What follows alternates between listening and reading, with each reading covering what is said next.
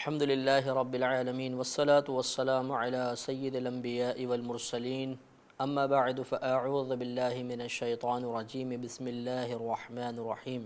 پچھلے پروگرامز میں ہم نے قرآن پاک سے متعلقہ ضروری ابتدائی باتیں آپ کی خدمت میں عرض کی تھیں جو ایک عام مسلمان کے ذہن میں ہونا بہت بہتر ہیں۔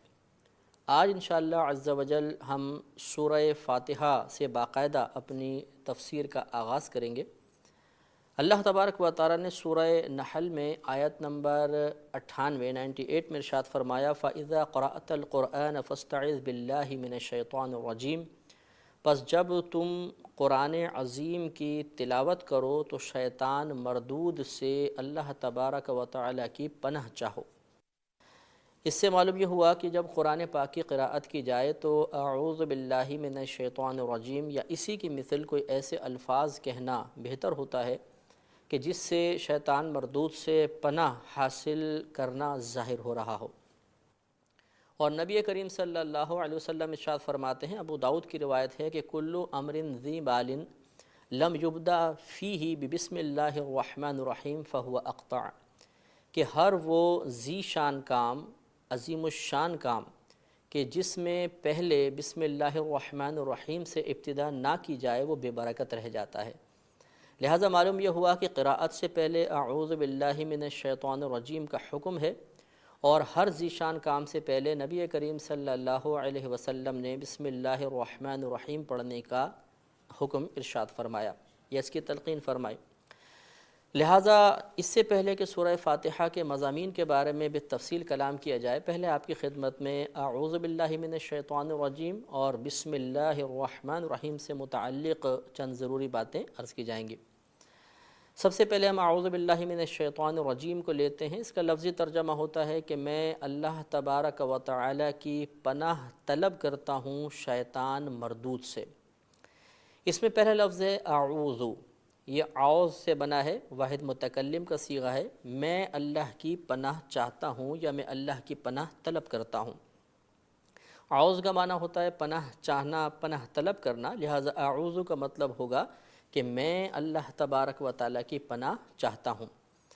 اس کے بعد اعوذ باللہ، اس میں جلالت استعمال ہوا ہے اللہ کے بارے میں انشاءاللہ لفظ اللہ کے بارے میں ہم وضاحت بسم اللہ الرحمن الرحیم کے تحت عرض کریں گے۔ اس کے بعد لفظ شیطان ہے، یہ شطن سے بنا ہے اور اس کا معنی ہوتا ہے خیر سے دور ہونا۔ چونکہ شیطان اپنی بدعمالی کی وجہ سے اللہ تبارک و تعالیٰ کی رحمت سے قیامت تک کے لیے دور کر دیا گیا، لہٰذا اس کا نام شیطان ہے۔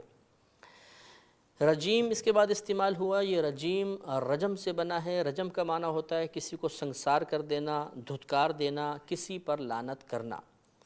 یہ عربی ایک اسلوب ہے کہ بسا اوقات فعیل کا لفظ اگر استعمال ہو، یعنی کوئی لفظ ہو بروزن فعیل ہو تو بمعنی مفعول استعمال ہوتا ہے۔ تو یہاں پر بھی رجیم بروزن فعیل ہے لیکن بمعنی مرجوم استعمال ہوا ہے، یعنی اس میں مفعول کے معنی میں، اور مرجوم کا معنی ہوگا جس کو سنگسار کیا گیا ہو، جس پر لعنت کی گئی ہو، جس کو دھتکار دیا گیا ہو۔ تو چونکہ شیطان کو دھتکار دیا گیا لہٰذا اس کی صفت مذمومہ اللہ تبارک و تعالی نے تذکرہ فرمائی کہ شیطان جس کو اللہ کی بارگاہ سے دھتکار دیا گیا، اس پر لعنت کی گئی۔ تو یہ پھر وصف چونکہ قرآن عظیم میں بھی ذکر کیا گیا تو قیامت تک کے لیے اس صفت مذمومہ کو شیطان کے ساتھ ذکر کیا جاتا ہے۔ تو اعوذ باللہ من الشیطان الرجیم، میں اللہ کی پناہ چاہتا ہوں شیطان مردود سے، اور مردود کا معنی وہی ہوتا ہے جس کو رد کر دیا گیا ہو، دور کر دیا گیا ہو، دھتکار دیا گیا ہو۔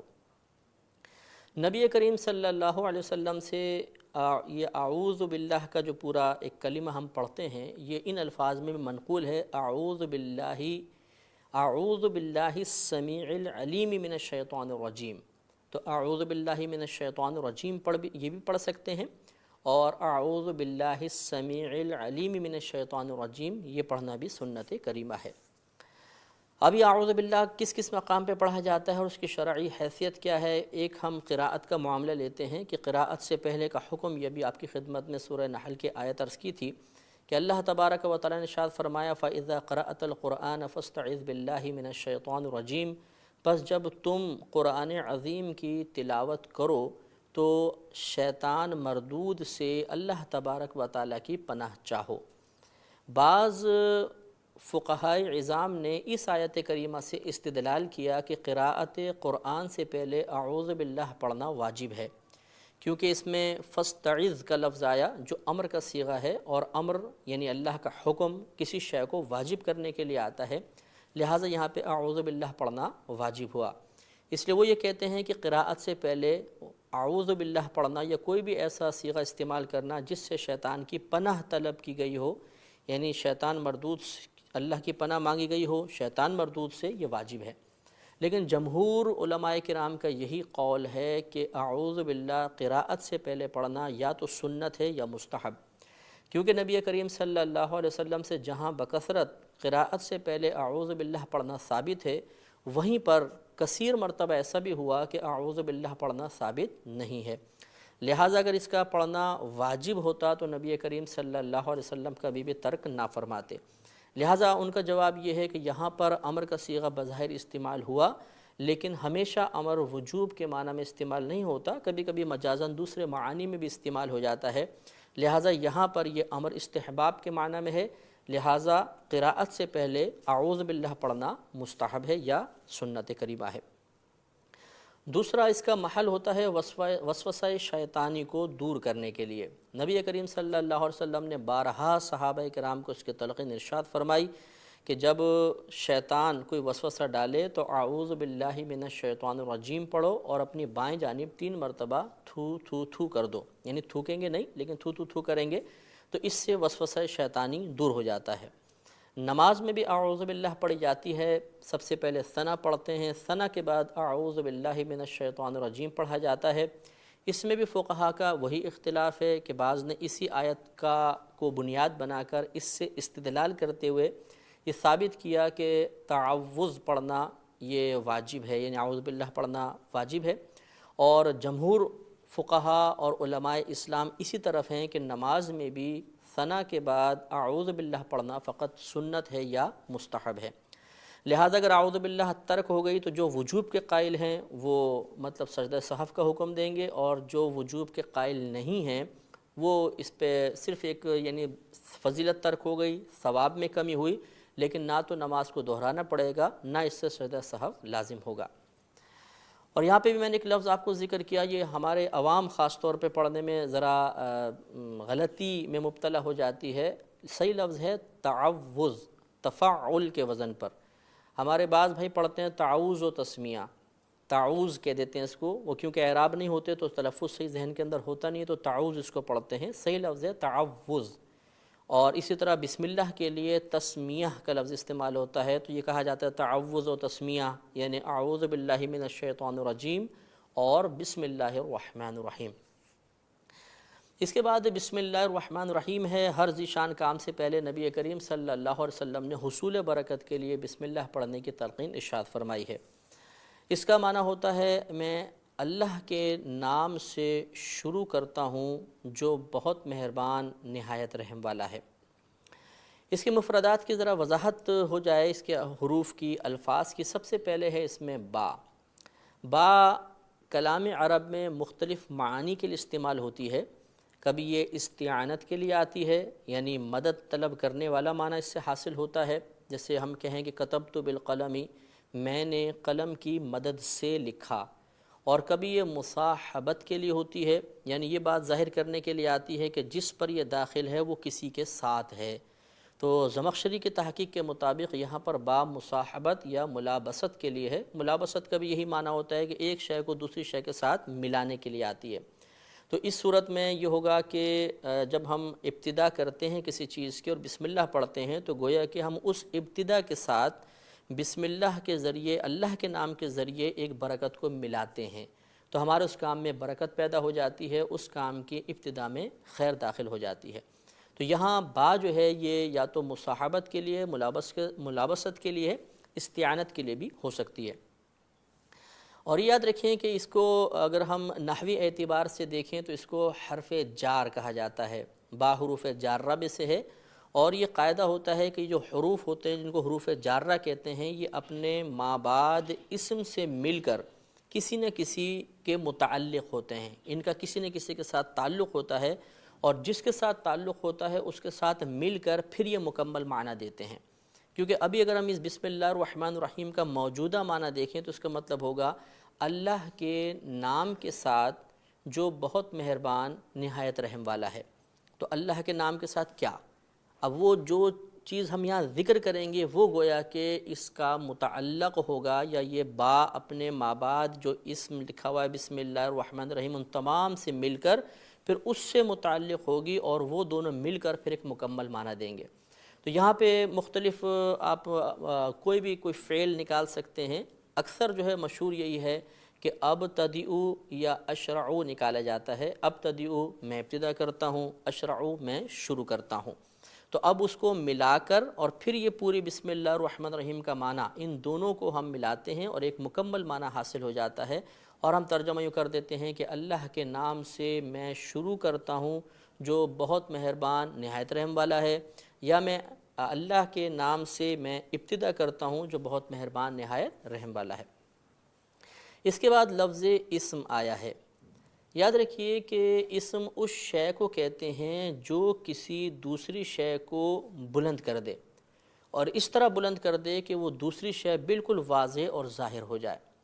اس لیے ہمارے نام کو بھی بسا اوقات اسم کہا جاتا ہے کہ بھئی آپ کا اسم کیا، اسم گرامی کیا ہے، کیونکہ جب ہمارا نام بتایا جاتا ہے تو ہماری شخصیت واضح ہو جاتی ہے۔ اگر ہم موجود نہیں ہیں، کوئی ہماری غیر موجودگی میں کسی کو ہمارا نام بتاتا ہے تو فوراً اس کے ذہن میں ہمارا تصور آ جاتا ہے اور ہماری شخصیت اس کے سامنے واضح ہو جاتی ہے۔ اس لیے اسم کو اسم کہا جاتا ہے کہ یہ جس بھی چیز پر بولا جاتا ہے اس کو واضح کر دیتا ہے، اور جس کو یہ واضح کرتا ہے یعنی وہ شے جس کے لیے آپ نے اس اسم کو بنایا ہے یا اس کا یہ نام رکھا ہے اسے مسمّی کہتے ہیں۔ تو یہ بسا اوقات اخبارات وغیرہ میں لکھا ہوتا ہے، ہم اس کو پڑھتے ہیں مسمی، تو یہ مسمی لفظ نہیں ہوتا بلکہ مسمّی ہوتا ہے، یعنی جس کا وہ نام رکھا گیا، تو یہ مسمّی لفظ ہے، یہ بھی ذہن میں رکھیے۔ اس کے بعد ہے اللہ، یہ اسم جلالت ہے، اللہ تبارک و تعالیٰ کا خصوصی ذاتی نام ہے، اور جو ذاتی نام ہوتا ہے اس کو علم کہتے ہیں۔ جیسے ہمارے بھی نام ہوتے ہیں ہم ان کو علم کہیں گے، شرعی اصطلاح میں یا نحو کی اصطلاح میں اس کو علم کہا جاتا ہے۔ تو یہ اللہ تبارک و تعالیٰ کا خصوصی نام ہے، یہ اسم ذات کہلاتا ہے، یعنی خاص طور پر اس میں ذاتی معنی ہے، کوئی وصفی معنی نہیں ہے۔ جیسے رحمان ہے، رحیم ہے، اس میں رحمت والا معنی ہے، اور رحمت ایک وصف ہوتا ہے، لیکن اللہ جو ایک لفظ ہے اس میں کوئی وصفی معنی نہیں بلکہ یہ اللہ تبارک و تعالیٰ کی ذات کے ساتھ خاص ہے، اس لیے اس کو اسم ذات کہا جاتا ہے۔ اور بعض علماء کرام کے نزدیک اور امام اعظم رضی اللہ تعالیٰ عنہ سے بھی قول منقول ہے کہ اسم اعظم یہی لفظ اللہ ہے۔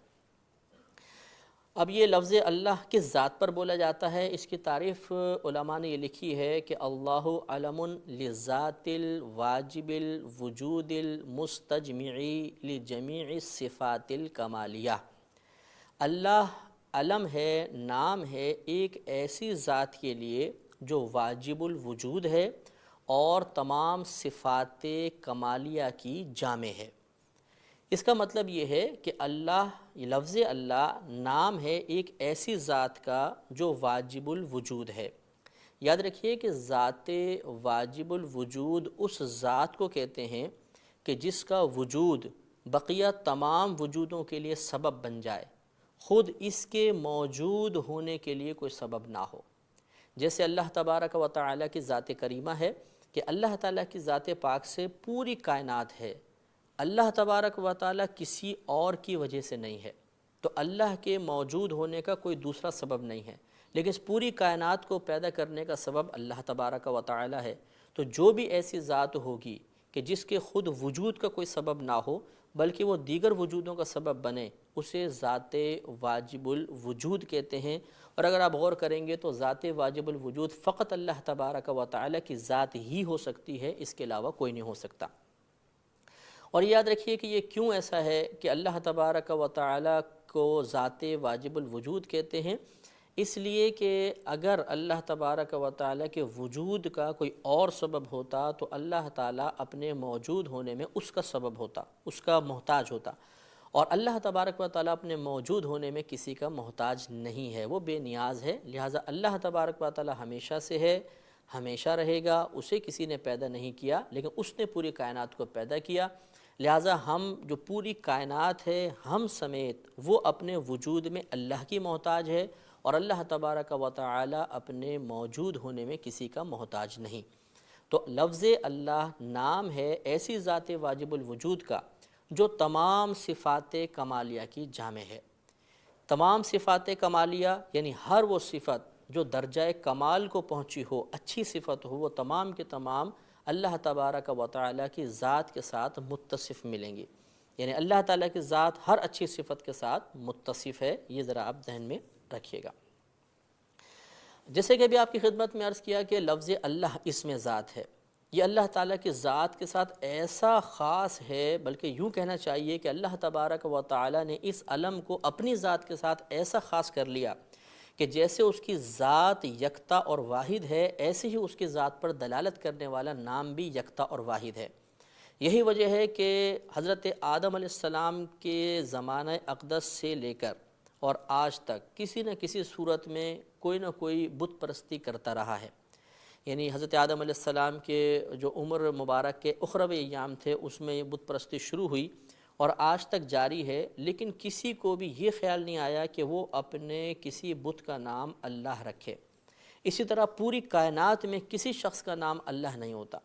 ہاں یہ ہوتا ہے کہ بہت سے مطلب اس طرح نام رکھ دیتے ہیں، اللہ وصایا، یا مطلب اللہ عطایا وغیرہ اس طرح کے نام آپ کو ملیں گے، لیکن وہ اصل میں معنی یہ ہوتا ہے کہ اللہ نے اس کو عطا کیا، اللہ نے بخشا۔ لفظ اللہ کسی نے اپنا نام نہیں رکھا، تو یہ ایک لفظ ایسا ہے جسے اللہ تبارک و تعالی نے اپنی ذات کے ساتھ مخصوص کر لیا ہے، اس لیے اس کو اسم ذات کہا جاتا ہے۔ اس کے بعد ہے الرحمن۔ رحمان اس ذات کو کہتے ہیں جس کی رحمت ہر چیز کو گھیرے ہوئے ہو، چاہے وہ جاندار ہے، چاہے بے جان ہے، چاہے انسان ہوں، جن ہوں، فرشتے ہوں، ہر ایک کو جس کی رحمت نے گھیرا ہو اس ذات کو رحمان کہتے ہیں۔ اگر آپ تھوڑا سا غور کریں گے تو رحمان میں جو رحمت والا معنی پوشیدہ ہے یہ فقط اللہ تبارک و تعالیٰ کے لیے ہی مناسب ہو سکتا ہے اور کسی کے لیے نہیں۔ ہمارے نبی کریم صلی اللہ علیہ وسلم اگرچہ رحمت للعالمین ہیں، لیکن آپ کی اس رحمت نے اللہ تبارک و تعالیٰ کی رحمت کے مثل ہر شے کا احاطہ نہیں کیا ہوا، لہٰذا رحمان کا براہ راست اطلاق نبی کریم صلی اللہ علیہ وسلم کی ذات کے لیے بھی نہیں ہو سکتا۔ تو جب ہمارے نبی کریم صلی اللہ علیہ وسلم کے لیے اس لفظ کو استعمال براہ راست نہیں کر سکتے تو پھر آپ کے علاوہ تو کسی کے لیے بھی نہیں کر سکتے ہیں، کیونکہ جتنی صفات، جتنی اچھی خوبیاں اللہ تبارک و تعالیٰ نے اپنے حبیب کریم صلی اللہ علیہ وسلم کو عطا فرمائیں، دوسری کسی مخلوق کو عطا نہیں فرمائی ہیں۔ لہٰذا یہی وجہ ہے کہ رحمان فقط اللہ کو کہہ سکتے ہیں، کسی غیر اللہ پر رحمان کا اطلاق کرنا، کسی کو براہ راست رحمان کہنا، اس کو فقہائے اسلام نے منع فرمایا ہے۔ یہی وجہ ہے کہ فرمایا کہ کسی کا نام الرحمن نہ رکھیں بلکہ عبد الرحمن رکھیں، اور اسی طرح ہمیں پکارنے میں بھی احتیاط کرنی چاہیے۔ بعض اوقات کسی کا نام ہوتا ہے عبد الرحمن، ہم کہتے ہیں رحمان بھائی، اس طرح نہیں کہنا چاہیے بلکہ ہمیں عبد الرحمن کہنا چاہیے، یعنی رحمان کا بندہ۔ دوسرا آگے لفظ ہے صفت جو ذکر کی گئی رحیم۔ رحیم اس ذات کو کہتے ہیں کہ جس کی رحمت بہت وسیع ہو، وسیع رحمت والے کو رحیم کہتے ہیں، لیکن اس رحیم والے معنی میں جو رحمت کا معنی پوشیدہ ہے وہ رحمان میں رحمت والے معنی سے کم ہے۔ یہی وجہ ہے کہ رحمان کا اطلاق اللہ تبارک و تعالیٰ کے علاوہ کسی کے لیے نہیں ہو سکتا، لیکن رحیم لفظ کا استعمال اللہ کے علاوہ کسی کے لیے ہو سکتا ہے۔ لہٰذا اگر آپ کسی کا نام رحیم براہ راست رکھنا چاہیں تو رکھ سکتے ہیں، عبد الرحیم رکھنا ضروری نہیں ہوتا۔ اور اس کی دلیل یہ ہے کہ سورہ حج آیت نمبر 65 میں دیکھیں اللہ تعالیٰ نے اپنے لیے رحیم کا لفظ استعمال فرمایا، ان اللہ بالناس لرؤوف الرحیم، کہ بے شک اللہ تبارک و تعالیٰ انسانوں کے ساتھ، بندوں کے ساتھ بہت مہربان، نہایت رحم والا ہے۔ اور پھر نبی کریم صلی اللہ علیہ وسلم کے لیے بھی یہی لفظ استعمال فرمایا، لقد جاءکم رسول من انفسکم عزیز علیہ ما عنتم حریص علیکم بالمؤمنین رؤوف الرحیم، کہ بے شک تمہارے پاس آیا ایک رسول تمہیں میں سے جس پر تمہارا مشقت میں پڑنا بہت گراں گزرتا ہے، اور وہ بھلائی کے معاملے میں بھلائی چاہنے میں تمہارے لیے بے حد حریص ہے اور مومنوں پر بہت مہربان اور نہایت رحم فرمانے والے ہیں۔ تو معلوم ہوا کہ جیسے رحیم کا اطلاق اللہ تبارک و تعالیٰ کے لیے ہوتا ہے، ایسے ہی لفظ رحیم نبی کریم صلی اللہ علیہ وسلم کے لیے بھی استعمال ہوا۔ لہٰذا الرحمن اور رحیم میں یہی فرق ہوا کہ رحمان میں مبالغہ بہت ہی زیادہ ہے، لہٰذا فقط اللہ کے لیے مناسب ہے، اور رحیم کا اطلاق اللہ تبارک و تعالیٰ کے علاوہ بھی مخلوق پر ہو سکتا ہے۔ چونکہ اب ہمارے پروگرام کا وقت ختم ہو رہا ہے، انشاءاللہ اگلے پروگرام تک کے لیے اجازت دیجیے۔ السلام علیکم۔